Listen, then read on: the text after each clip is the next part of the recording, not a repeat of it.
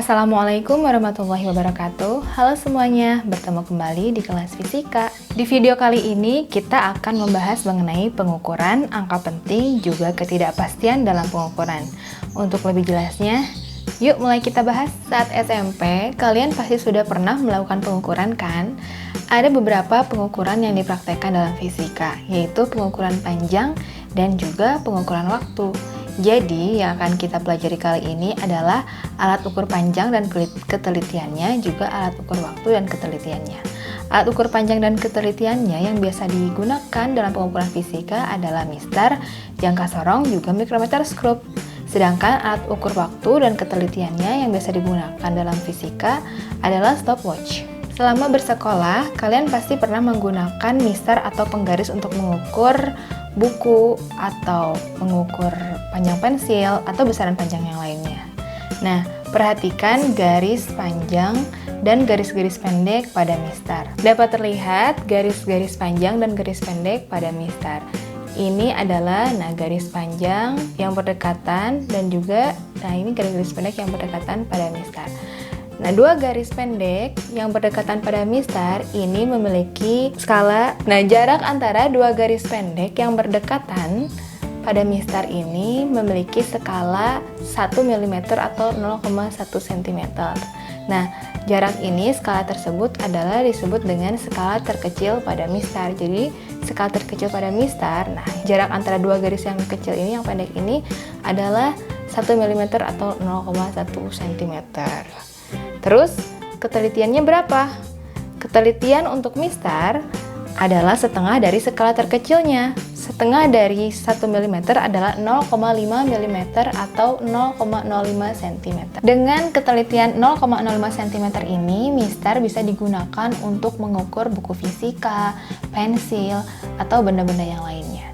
Nah, kira-kira apakah mistar dapat digunakan untuk mengukur diameter sebuah cincin atau mengukur diameter ketebalan dari kelereng? Alat ukur yang kedua adalah jangka sorong. Jangka sorong umumnya digunakan untuk mengukur diameter dalam benda, misalnya diameter cincin, atau diameter luar sebuah benda, misalnya diameter kepingan logam ini. Nah, seperti apa bagian-bagian dari jangka sorong? Kita akan bahas di sini. Nah, ini adalah jangka sorong manual. Bagian-bagian yang perlu kalian ketahui adalah yang pertama, ini adalah rahang atas dan ini adalah rahang bawah. Rahang atas ini biasanya digunakan untuk mengukur diameter dalam sebuah benda. Misalnya mengukur diameter dalam cincin. Lalu ada rahang bawah. Nah, rahang bawah ini digunakan untuk mengukur diameter luar sebuah benda. Misalnya mengukur diameter dari benda ini yang contohnya adalah kepingan logam seperti ini, atau misalnya benda lainnya tutup botol atau kelereng. Nah, itu bisa diukur di bagian rahang bawah untuk mengukur diameter luar benda. Lalu ada yang namanya skala utama dan juga skala nonius. Skala utama adalah skala yang di sini yang tidak bergeser, disebut dengan skala utama, dan juga skala nonius. Nah, skala nonius ini adalah skala yang dapat digeser seperti ini. Kemudian, untuk skala terkecil jangka sorong itu adalah 0,1 mm. 0,1 mm atau 0,01 cm.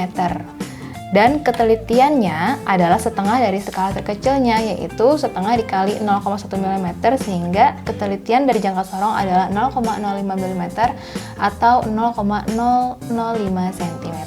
Dengan ketelitian 0,005 cm, maka jangka sorong dapat kalian gunakan untuk mengukur diameter sebuah cincin atau juga untuk mengukur tebal dari keping logam lebih teliti atau lebih akurat. Nah, kira-kira apakah jangka sorong bisa digunakan untuk mengukur tebal selembar kertas atau tebal dari keping logam seperti ini? Selanjutnya, alat ukur selanjutnya adalah mikrometer skrup. Kita buka ya. Nah, ini adalah mikrometer skrup. Bagian-bagian dari mikrometer skrup ada yang dinamakan dengan rahang utama dan juga rahang geser. Nah, ini adalah rahang utama, ini sebelah sini, dan juga rahang geser. Nah, ini yang bisa digeser-geser. Lalu ada skala utama dan juga skala nonius. Nah, skala utamanya ini tertutupi oleh selubung skala nonius. Nah, skala utamanya kita putar. Nah, terlihat di sini skala utama, dan yang ada di selubung ini adalah skala noniusnya.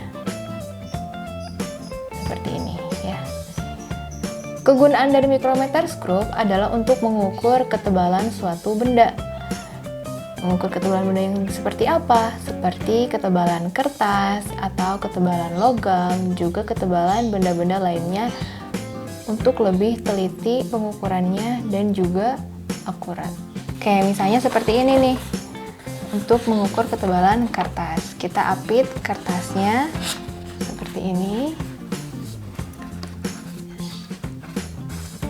Nah, setelah tercapit, kita kunci. Nah, sudah terkunci seperti ini. Nah, terlihat. Nah, baru kita bisa hitung dengan melihat skala utama dan juga skala noniusnya. Nah, kita lihat dengan menghitung ini kita bisa mengukur berapa tebal kertas yang diapit oleh micrometerscope ini. Kita buka lagi. Lalu juga untuk mengukur kepingan logam, yang tadi kan mengukur diameter. Untuk jangka sorong penggunaannya adalah untuk mengukur diameter dari logam ini. Nah, kalau untuk micrometerscope kita bisa gunakan untuk mengukur ketebalannya. Seperti ini posisinya. Oke. Nah, kita putar. Nggak kuat. Nah, jika sudah, kita bisa kunci. Baru kita baca skalanya berapa. Lalu setelah dihitung, kita akan menemukan berapa ketebalan dari kepingan logam ini. Baik. Nah, dapat terlihat ya. Untuk micrometerscope, skala terkecilnya adalah 0,01 mm atau 0,001 cm. Sedangkan ketelitiannya adalah setengah dari skala terkecilnya atau setengah dikali 0,01 mm atau 0,005 mm atau 0,0005 cm. Nah, dengan ketelitian 0,0005 cm ini, maka micrometerscope dapat kalian gunakan untuk mengukur tebal besi, diameter kawat yang sangat tipis, atau seperti tadi, mengukur kertas yang tipis dengan lebih akurat dan juga lebih teliti. Selanjutnya adalah alat ukur waktu. Alat ukur waktu yang umum kita gunakan dalam percobaan fisika adalah stopwatch. Stopwatch yang biasa digunakan adalah stopwatch digital dan juga stopwatch analog. Nah, meskipun ini bukan benar-benar stopwatch analog ya, karena terdapat di HP. Kalau stopwatch digital itu kita bisa langsung membaca selang waktu yang diukur pada layar stopwatch seperti ini. Dengan mengklik tombol mulai, terus hentikan, nah kita bisa mengukur selang waktu yang terukur oleh stopwatch digital. Sedangkan untuk stopwatch analog ini kita bisa membaca selang waktu dengan membaca jarumnya, juga jarum yang menunjukkan pada garis-garis skala yang terdapat pada stopwatch analog. Dapat terlihat. Nah, ini stopwatch analog. Play. Bergerak ya jarumnya ya. Nah, henti, stop. Nah, jarum panjang yang merah ini dia bergerak dari garis panjang yang menunjukkan angka 10 hingga menunjukkan angka 15. Nah, kalau stopwatch analog, nah kita bisa start ya. Nah, jarumnya bergerak. Jarum panjang merahnya bergerak mengikuti angka-angka yang tertera pada stopwatch analog. Oke, kita stop dulu. Nah, jarum panjangnya tadi bergerak dari angka 5 ke angka 10. Nah, selang waktu dari angka 5 hingga ke angka 10 ini adalah jaraknya adalah 2 sekon. Di antara angka 5 dan angka 10 ini terdapat garis-garis kecil. Apakah terlihat? Tidak. Terdapat garis-garis kecil, itu adalah kurang lebih 20 sekon jarak ini jarak antara garis-garis kecil di antara angka 5 dan 10 itu adalah 20 atau 20 sekon, sehingga untuk mencari skala terkecil pada stopwatch analog adalah 2 sekon dibagi 20 sekon, atau jika dibagi hasilnya adalah 0,1 sekon gitu ya. Jadi untuk mencari skala terkecil dari stopwatch analog adalah 2 sekon. 2 sekon itu dari jarak antara angka 5 ke angka 10 dibagi 20 sekon. 20 sekon itu adalah garis-garis yang terdapat antara angka 5 hingga angka 10 pada stopwatch analog ini. 2 dibagi 10 adalah 0,1 sekon. Sehingga skala terkecil dari stopwatch analog adalah 0,1 sekon. Sedangkan ketelitiannya adalah setengah dari skala terkecil, atau setengah dikali 0,1 sekon, sehingga skala ketelitiannya adalah 0,05 sekon. Selanjutnya adalah angka penting. Angka penting terdiri dari angka pasti dan angka perkiraan. Semakin banyak angka penting, artinya semakin tinggi tingkat ketelitiannya. Aturan-aturan dari angka penting yang pertama adalah semua angka bukan 0 merupakan angka penting. Seperti di sini aturan pertama, semua angka bukan 0 adalah angka penting.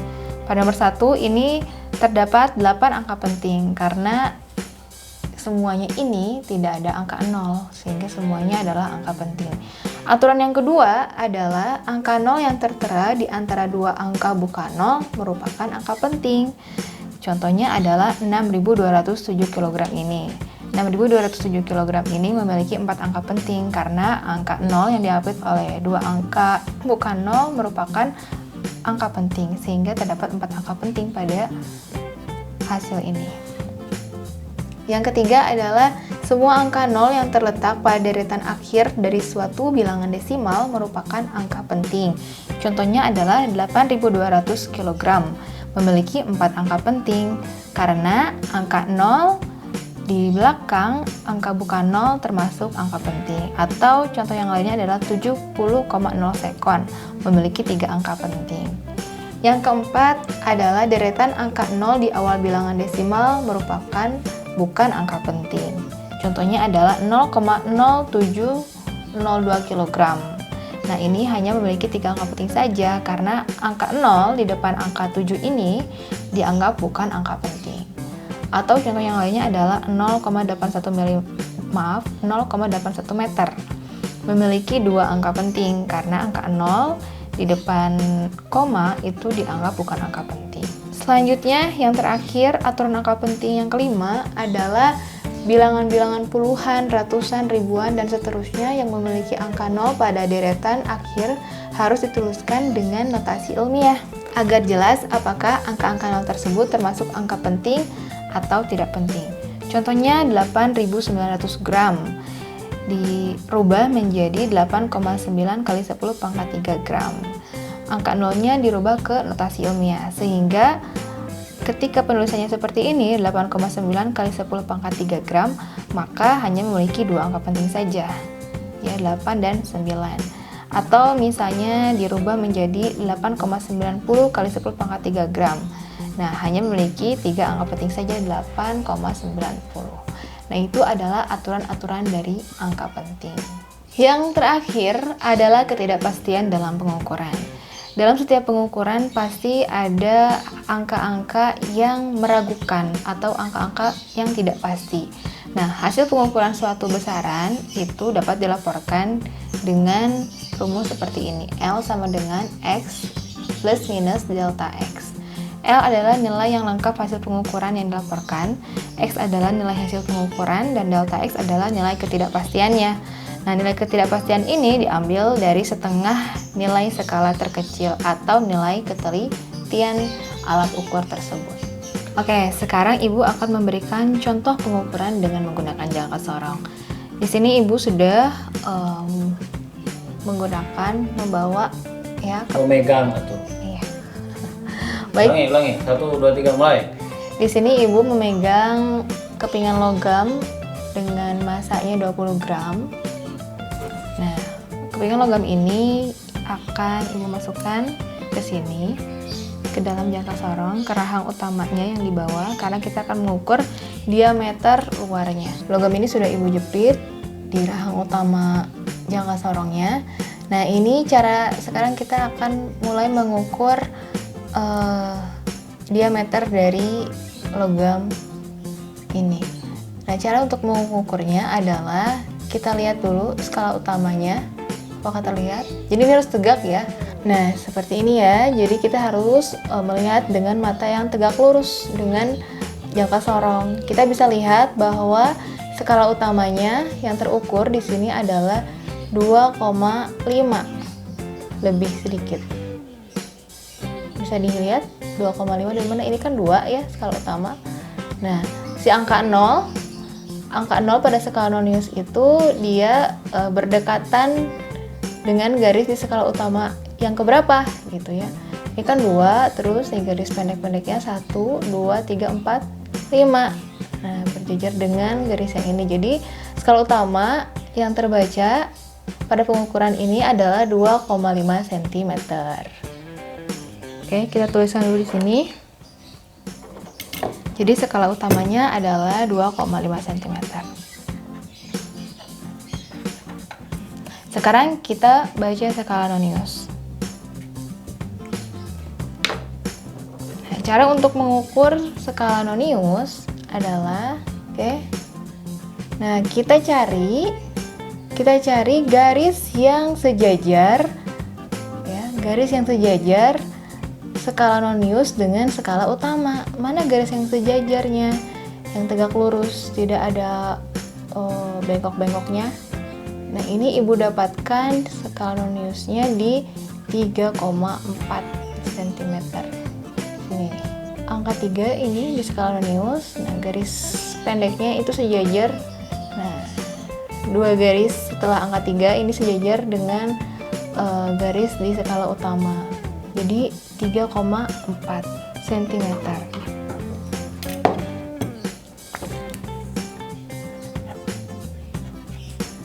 cm ini kita kali dengan ketelitiannya atau ketidakpastiannya, yaitu 0,0.